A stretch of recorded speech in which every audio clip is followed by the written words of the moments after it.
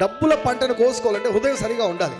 హృదయం సరిగా ఉండడం అంటే ఏంటంటే, మన ఇంటి కంటే, మన కుటుంబం కంటే దేవుని యొక్క ఇంటిని ప్రేమించాలి. దేవుని ఇంటిని ప్రేమించాలంటే దేవుని యొక్క ఇంటిలో ఉండేదానికి ఇష్టపడాలి. కొన్నిసార్లు కొంతమంది దేవుని ఇంటిని లాడ్జ్లా అనుకుంటారు. లాడ్జ్ కాదు దేవుని యొక్క ఇల్లు. లాడ్జ్ అంటే ఏంటి? అలా వస్తారు, 2 సార్లు 2 వారాలు వస్తారు, మళ్ళీ పోతుంటారు. లాడ్జ్ కాదు. No, these people they don't prosper. No no no no they don't prosper. లాడ్జ్కి వచ్చినట్టు, లేకపోతే పార్కుకి వచ్చినట్లు, పార్కు బుద్ధి ఉన్నట్టు వెళ్తాము, మళ్ళీ వస్తుంటాము మన ఇష్టం వచ్చినప్పుడు. ఏదైనా ఊళ్ళోకి వెళ్ళినప్పుడు అలా లాడ్జ్కి వెళ్తాము, 2 రోజులు ఉంటాము, పనులు అయిపోతేనే మళ్ళీ వెళ్ళిపోతుంటాం.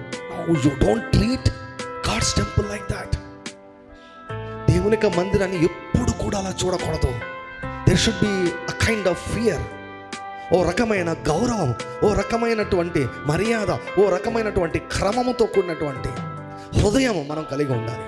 ఆయన మందిరం పైన ఆ టైప్ ఆఫ్ ఆసక్తిని మనము కనపరచాలి. మందిరం బాగుండాలి, మందిరం బాగుండాలి, మందిరం బాగుండాలి. మందిరము బాగుంటే ఆ మందిరంలో నాటబడిన కుటుంబాలు కూడా బాగుంటాయి. ఇక్కడ మందిరం బాగలేదు కాబట్టి వీళ్ళ బ్రతుకులు కూడా బాగలేవు.